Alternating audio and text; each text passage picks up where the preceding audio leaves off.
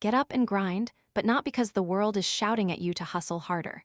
Get up and grind because staying down is slowly convincing you that this is all you deserve. Let's be honest for a moment. The hardest part isn't the work. The hardest part is getting up when no one is clapping, when the progress is invisible, when yesterday drained everything you had. The grind isn't glamorous, it's quiet. It's choosing to try again when quitting would be easier and socially acceptable. Getting up is rarely about feeling inspired. Most of the time, it has nothing to do with motivation at all. Motivation is emotional, unpredictable, and often absent when life feels heavy. Courage, on the other hand, is quieter and more reliable. It shows up when your energy is low, when doubt is loud, and when the outcome is uncertain. Getting up is not a reaction to excitement, it is a decision made in the presence of fear. There are days when you wake up already tired, not just physically but emotionally. Tired of trying, tired of hoping, tired of starting again. On those days, waiting for motivation becomes a trap. Motivation asks you to feel ready. Courage asks you to be honest. It asks you to admit that staying down might feel safer, but it will cost you your future. Getting up then becomes an act of self-trust. It is you saying, I don't feel strong, but I will move anyway. Courage does not remove discomfort. It teaches you how to walk with it. When you get up without motivation, you learn that feelings are not commands. You learn that fear does not get to decide the direction of your life. Each time you rise despite resistance, you build evidence that you are capable of more than your emotions suggest. That evidence becomes resilience.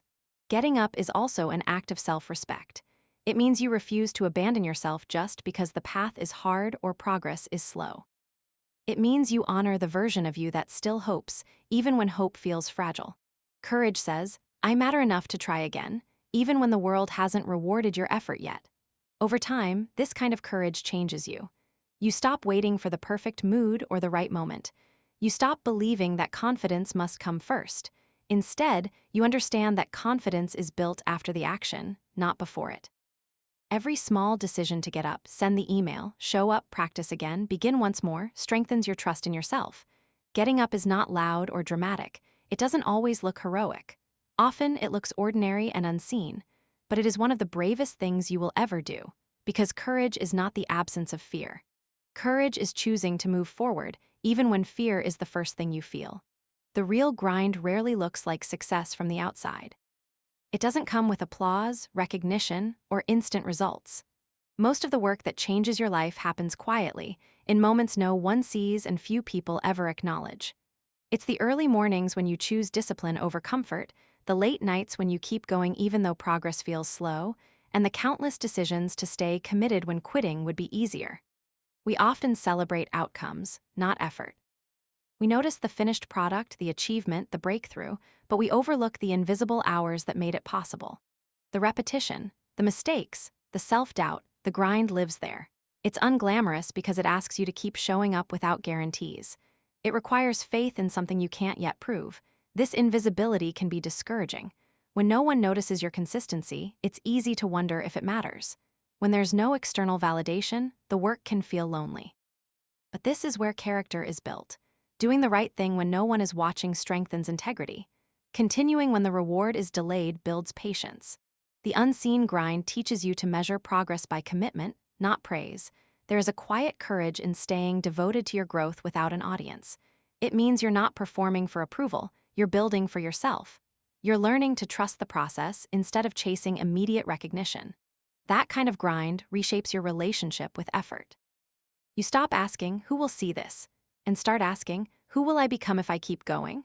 The uncelebrated grind also humbles you.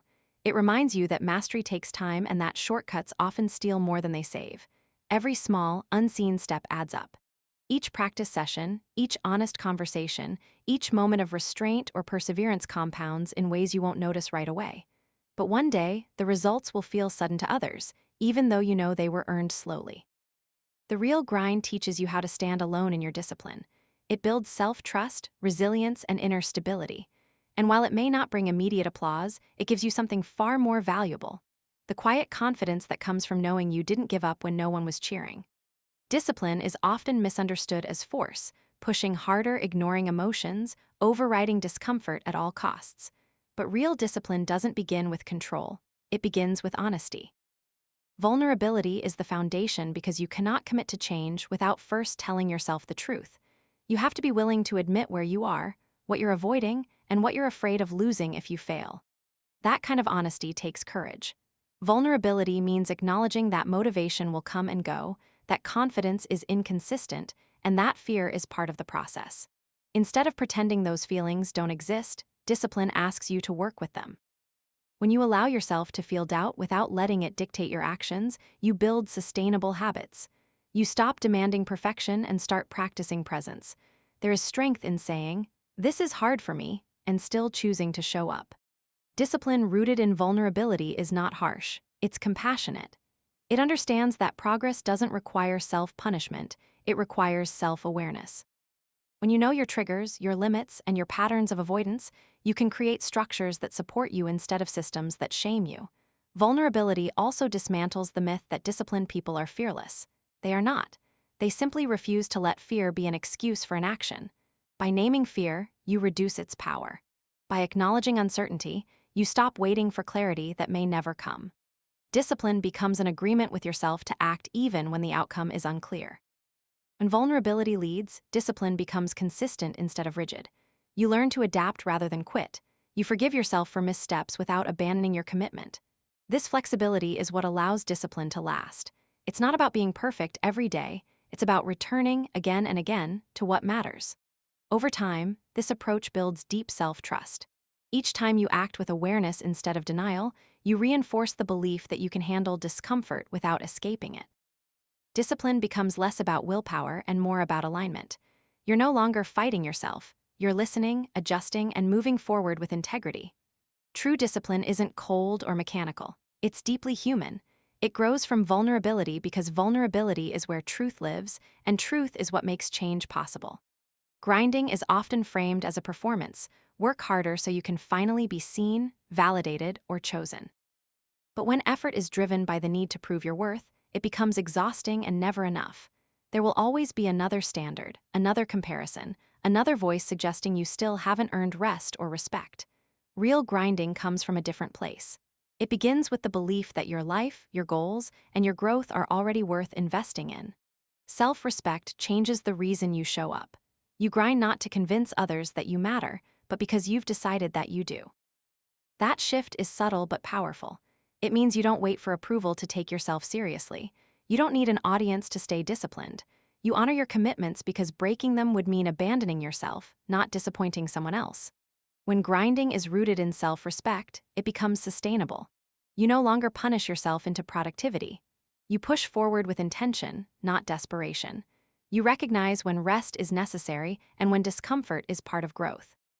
Instead of ignoring your limits, you work with them, understanding that caring for yourself is not the opposite of ambition, it's what allows ambition to last.